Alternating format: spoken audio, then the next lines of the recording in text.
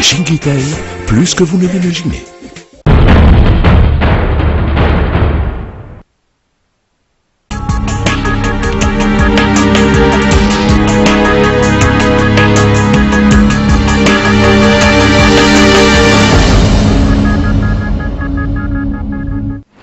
Madame, Monsieur, bonsoir, bienvenue dans le journal. Donc voici les titres. Le président de la République assiste à Bamako à la signature de l'accord de paix et de réconciliation entre les frères maliens.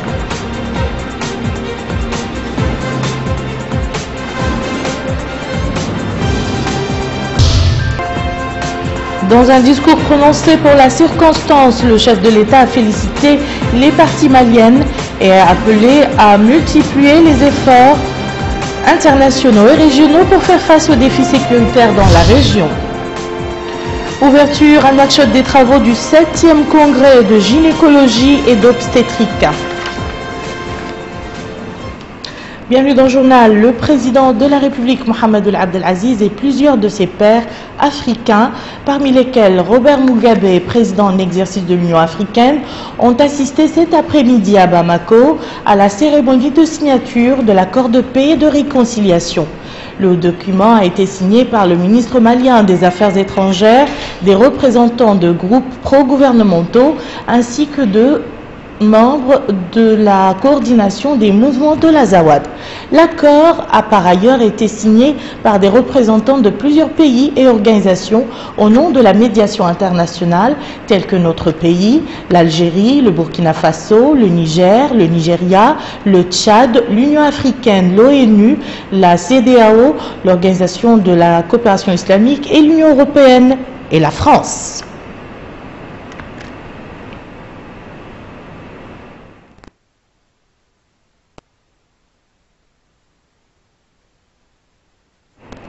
Le président de la République a prononcé à cette occasion un discours dans lequel il a félicité les différentes parties maliennes pour la réalisation de ce succès qui devrait aboutir à une nouvelle phase sur la voie de la paix et la construction.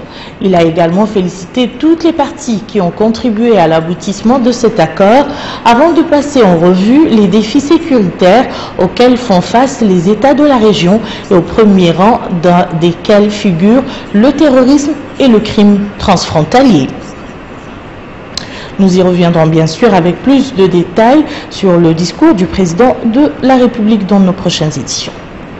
Le président de la République, Mohamed Ould Abdel Aziz, s'est rendu spécialement au Mali pour assister à cette signature. Il a été accueilli à son arrivée à l'aéroport de Bamako par son homologue malien, Ibrahim Boubacar Keïta, entouré des membres de son gouvernement, de hautes autorités de l'État malien, ainsi que par notre ambassadeur au Mali, Mohamed Ouelmekhal. Et c'était en début de matinée que le président de la République a quitté la capitale pour Bamako, salué à son départ de l'aéroport par le Premier ministre Yahya El-Haddamine, du ministre secrétaire général de la présidence de la République, des membres du gouvernement, du chef d'état-major particulier, du président de la République, du directeur adjoint de cabinet du président de la République, du wali de Nouakchott-Ouest, de la présidente de la communauté urbaine de la capitale, ainsi que du chargé d'affaires de l'ambassade du Mali à Nouakchott. Font partie de ce voyage la ministre déléguée auprès du ministre des Affaires étrangères et de la coopération chargée des affaires maghrébines et africaines et des Mauritaniens de l'étranger, le directeur de cabinet du président de la République, notre ambassadeur à Bamako, des chargés de mission et des conseillers à la présidence de la République et enfin le directeur général du protocole d'État. Nomination d'un chargé de mission au cabinet du Premier ministre en la personne de Cheikh Ahmed El Zahar suite à un arrêté rendu public ce jour par la primature.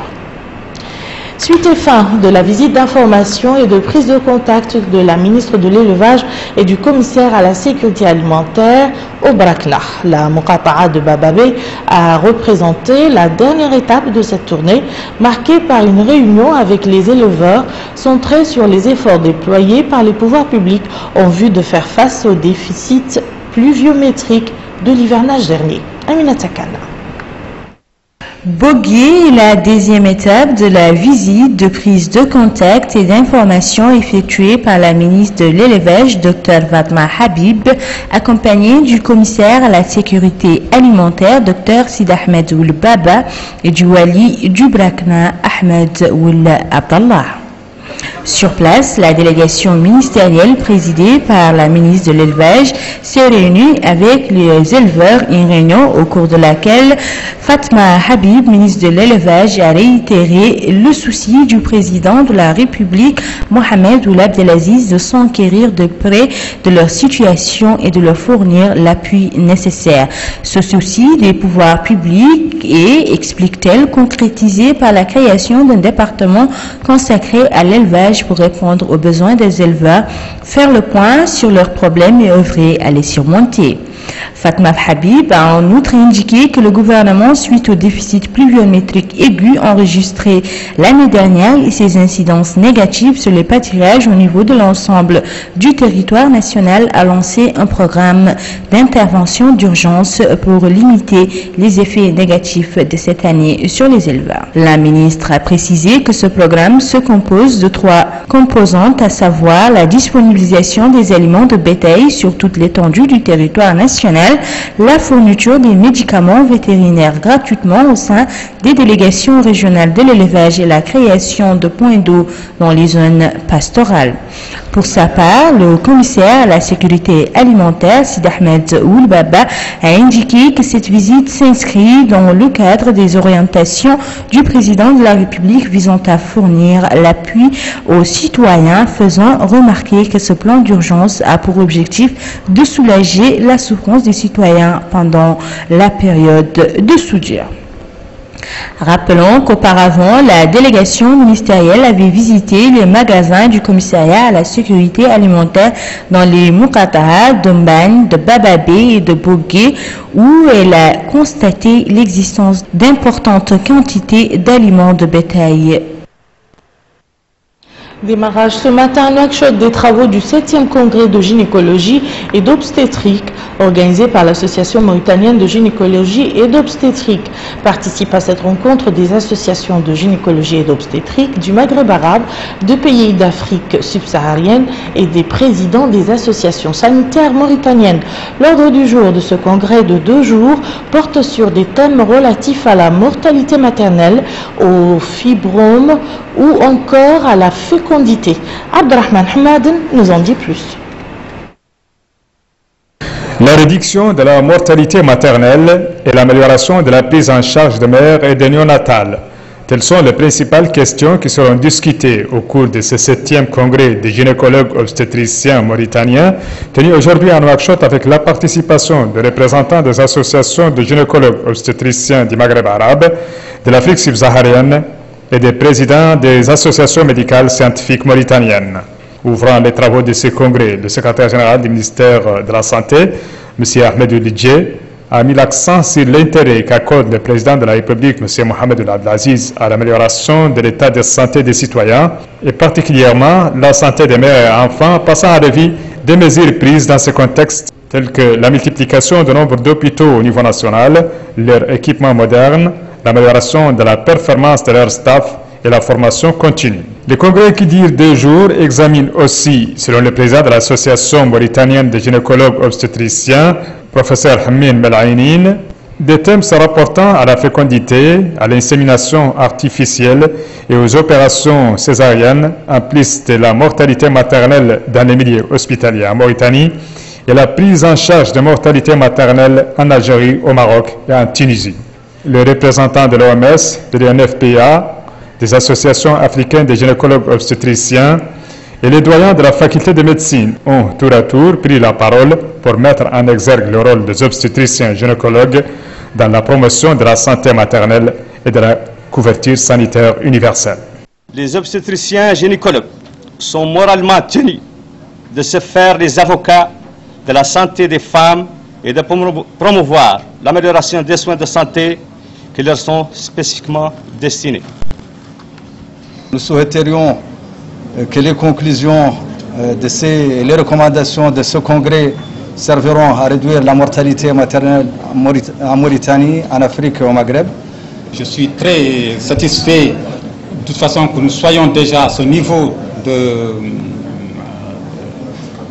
dans notre démarche quand même pour réduire la mortalité maternelle et néonatale, et que je pense qu'en coordination avec l'ensemble des structures qui existent, avec le ministère de la Santé, les organismes internationaux, je pense que nous pourra quand même évoluer dans le sens d'une meilleure quand même prise en charge des urgences, de la prévention aussi, de toutes les maladies effectivement, qui sont la cause aussi de cette mortalité. C'est en toute confiance que je suis sûr que les objectifs du millénaire et que la réduction de la mortalité maternelle et infantile, si elle a été réduite, c'est bien grâce au travail des gynécologues et je suis sûr qu'ils vont l'améliorer. Il est attendu que les recommandations qui seront formulées à l'issue de cette rencontre aboutiront à l'amélioration de la santé maternelle dans le but d'accélérer l'atteinte des OMD relatifs à la santé. Les rideaux sont tombés ce soir sur les journées nationales de concertation sur la jeunesse et les sports. 3 jours durant 500 jeunes issus de différentes wilayas du pays ont débattu dans 4 ateliers distincts les thèmes retenus lors des assises régionales, à savoir l'accompagnement des jeunes vers une vie d'adulte et dans la réalisation de leurs projets socio-économiques, l'autonomisation des jeunes, la citoyenneté et la pratique de sport. Les recommandations et suggestions formulées à l'issue de ces journées contribueront à l'élaboration de la nouvelle stratégie quinquennale sur la jeunesse et les sports. Ce matin, les participants avaient poursuivi leurs travaux au niveau des différents ateliers. Melika Nagli. Cette 3e journée de concertation nationale de la jeunesse et des sports a été consacrée à la formulation des propositions présentées par près de 500 jeunes et l'élaboration du rapport final. 3 jours durant, des exposés et des débats intensifs et fructueux ont marqué cette rencontre, première dans son genre, organisée sous le thème « Responsabiliser les jeunes pour effectuer des changements qualitatifs ». Les jeunes s'étaient scindés en plusieurs ateliers pour analyser et proposer des solutions adéquates visant la promotion effective de la jeunesse, leur permettant partant d'être des partenaires de premier rang dans le développement de la nation. Les impressions de participants. J'espère seulement qu'au sortir de ces journées-là, on va vraiment prendre conscience de ce que les jeunes veulent. Et je suis vraiment convaincu et très optimiste que dans la politique du gouvernement à aider les jeunes, à écouter les jeunes pour essayer de promouvoir ce secteur-là, qui est vraiment l'avenir d'un pays. On est en train de vivre une très bonne expérience à travers toutes les régions de la Mauritanie. On renoue des connaissances. C'est excellent, un projet vraiment ambitieux. L'implication des jeunes dans l'élaboration des politiques et stratégies nationales qui les concernent permettra d'assurer la prise en compte de leurs besoins, de leurs aspirations et partant leur appropriation. Des participants portent leur appréciation de ces journées de concertation. J'ai participé à les concertations à Célibabi. C'était bien passé, tout est bien passé, tout s'est déroulé dans de bonnes conditions. Et aussi à Nouakchott aussi ça va, tout se passe bien. Pour moi quand même, la jeunesse est le futur. Cette stratégie a été initiée par la jeunesse et des sports pour élaborer une politique nationale après la dernière politique qui a été adoptée en 2011 pour 5 ans, 2015. Nous avons opté pour une deuxième phase qui est de 2015 à 2020, pendant 5 ans. Et nous avons retenu le principe d'associer l'ensemble des jeunes au niveau des 55 Mourata et des 15 wilayas contre le pays. Pour vraiment une association des jeunes, une liberté d'expression et responsabilisation des jeunes, parce que la politique, une fois adoptée, elle sera adoptée pour les jeunes, des jeunes vers les jeunes. Cette approche participative prônée par le gouvernement est le meilleur garant de réussite des programmes et stratégies en faveur de la jeunesse mises en œuvre par le département de la jeunesse et des sports. L'Association des maires de Mauritanie se prépare pour tenir son assemblée générale. La réunion tenue ce matin par le bureau exécutif dans cette perspective était l'occasion pour le président de l'Association des maires de Mauritanie, Cheikh Oulbaye, de présenter une communication sur le niveau d'avancement de l'exécution de la politique de décentralisation, tout en mettant l'accent sur l'importance de revoir les textes en vue d'améliorer d'une part le plan d'action des communes et d'autre part leur situation économique et sociale. L'Union des femmes journalistes plaide en faveur de la création d'un haut conseil de la presse dans notre pays, avec pour mission la régulation du paysage médiatique pour lui permettre de faire face aux défis qui sont posés. Nos consoeurs du réseau ont exprimé ce vœu lors d'une soirée débat organisée hier soir dans les sillages des festivités de la Journée internationale sur la liberté de la presse. El Haj Abdallah Hiddi. L'information entre la liberté et l'exigence du professionnalisme, tel est le thème choisi par l'Union des femmes journalistes mauritaniennes pour célébrer la Journée internationale de la liberté de la presse. Ce colloque organisé par l'Union en question vise à créer un média objectif capable d'éclairer l'opinion publique sur les questions essentielles liées aux différentes dimensions de la vie du citoyen. Ce colloque appelle à la création d'un haut conseil de la presse. Sa mission, selon les intervenants, devrait porter sur l'unification des organismes journalistiques et son opération. Le représentant du ministère des Relations avec le Parlement et la société civile a déclaré lors de ce colloque que la consolidation des exigences de professionnalisme à travers la pratique de la liberté et l'obtention du droit à l'information via l'envoi de la matière médiatique à tous les foyers mauritaniens. Tout ceci prouve, dit-il, l'enracinement des valeurs républicaines dans notre pays. La présidente honorifique de l'Union des femmes journalistes mauritaniennes a indiqué que son organisme veut évaluer les médias nationaux en se basant sur la dualité de la responsabilité et la liberté dans le but de créer un média objectif jouissant de la liberté d'expression et qui respecte les valeurs et les constantes nationales. Le colloque a été également marqué par des interventions portant sur la nécessité du respect de la déontologie et l'éthique dans l'exercice des métiers, ainsi que la prise de conscience quant à la mission des médias et leur rôle dans la consolidation de l'unité nationale. Au chapitre politique, le parti Tawassoul a tenu hier soir la 4e session de son conseil consultatif avec au programme les questions liées à l'amélioration de l'action des structures internes du parti, en plus de la position du parti Tawassoul par rapport aux différentes questions qui se posent sur le plan national. Le président du conseil consultatif du parti Tawassoul, Dr Souvioul Cheibani, a indiqué à cette occasion que leur formation politique soutient les efforts visant à l'organisation d'un dialogue national inclusif avec la participation de tous les acteurs politiques. Ainsi prend fin cette édition. Je vous en rappelle les principales informations. Le président de la République assiste à Bamako à la signature de l'accord de paix et de réconciliation entre les frères maliens.